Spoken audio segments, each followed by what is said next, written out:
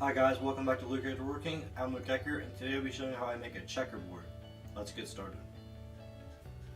So I have the checkerboard clamped up now, it's not glued.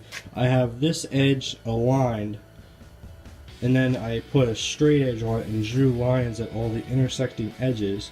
And in order to make this checkerboard, you want to have a dark wood and a light wood. I chose sassafras and walnut.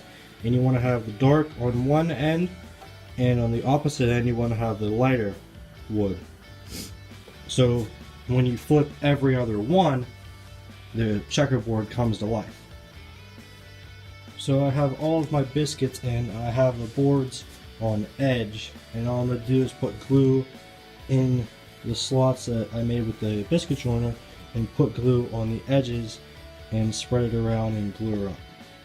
I got the whole thing glued up. I got 3 clamps on here with 2 pieces of wood on the top and bottom and tape on it so it doesn't stick to the glue squeeze out.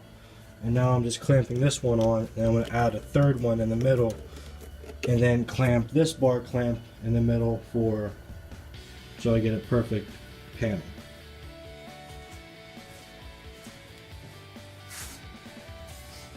So I squared one edge up on the table saw, and now I have my fence at 2 inches because I want 2-inch squares, and I'll rip all these 2-inch ones.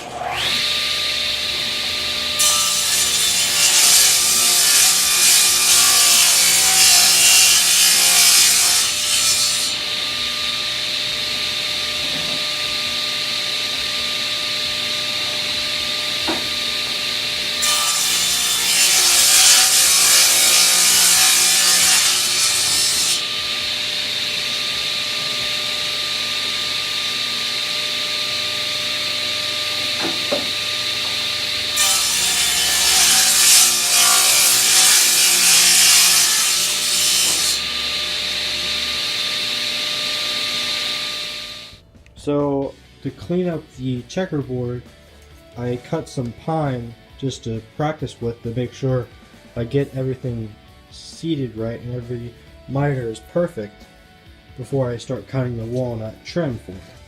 And I have it clamped up in the clamp now, and it looks really good, so I'm going to transfer these measurements onto my pieces of walnut and make my cuts.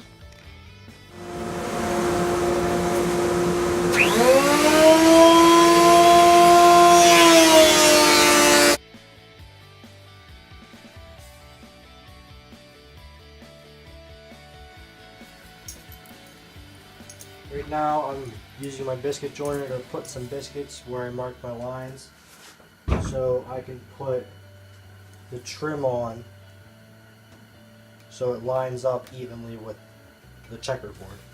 You want to make sure you hold this flat, and if you don't, then your trim won't be even to the top.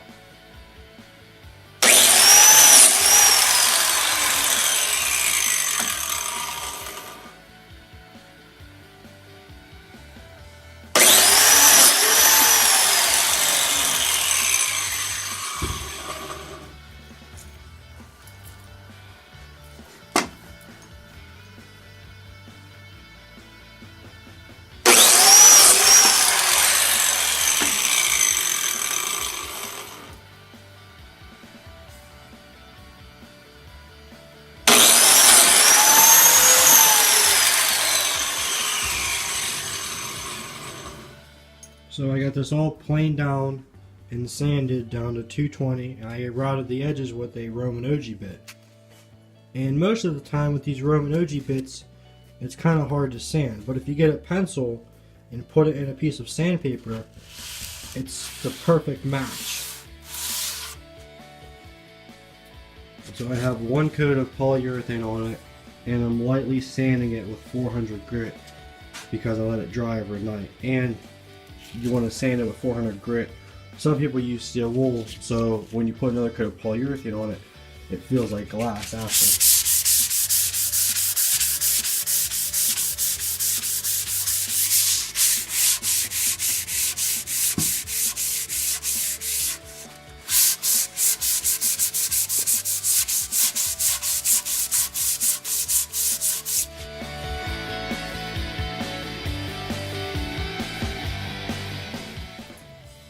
Well, that's it for today's video, guys. I hope you liked it. Be sure to like, subscribe, and share with all your friends.